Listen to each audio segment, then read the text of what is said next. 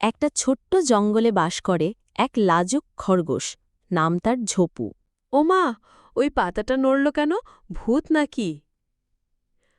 আরে না, এটা তো দেখি আমারই ছায়া। ঝোপু এতটাই ভীতু ছিল, নিজের ছায়াকেও ভয় পেত। ঝোপুর ভয় পাওয়া দেখে ওপর থেকে একটা মিষ্টি পাখি নেমে আসে। তার নাম মণি। ঝোপু সবকিছুতেই ভয় পেলে চলবে? ভয় পাবো না তো কি করব? আমি তো ছোট, দুর্বল। ছোট হয়েছ তাতে কি?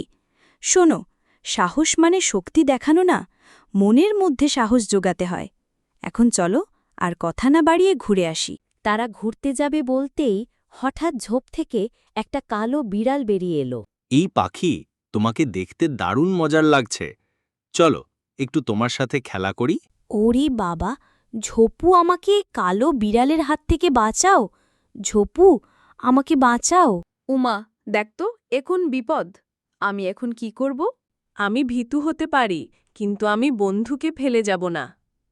ঝোপু লাফ দিয়ে মাটির ধুলো ছুঁড়ে দেয় বিড়ালের চোখে। এই খরগোশ, তুই কি পাগল হয়ে গেছিস? আমি যাচ্ছি, দাঁড়াও, আর বালু দিস না আমার চোখে। বিড়াল পালিয়ে যায়। এটা দেখে মিনি উল্লাস করতে করতে বলে, ঝোপু, তুমি নাকি ভীতু? তুমি তো দারুণ সাহসী। ঝোপুর সাহস দেখে জঙ্গলের ব্যাঙও ঝোপুকে বলে, সাহস মানে ভয় না পাওয়া নয়। তোমার সামনে যত বড়ই বিপদ আসুক না কেন, ভয় না পেয়ে বিপদের মোকাবিলা করে যাওয়া। ঝোপু তখন হাসতে হাসতে বলে, আমি এখনো ভয় পাই, কিন্তু আমি আর বিপদ দেখলে থামি না। আর সেই দিন থেকেই ঝোপু হয়ে উঠল জঙ্গলের সাহসী খরগোশ।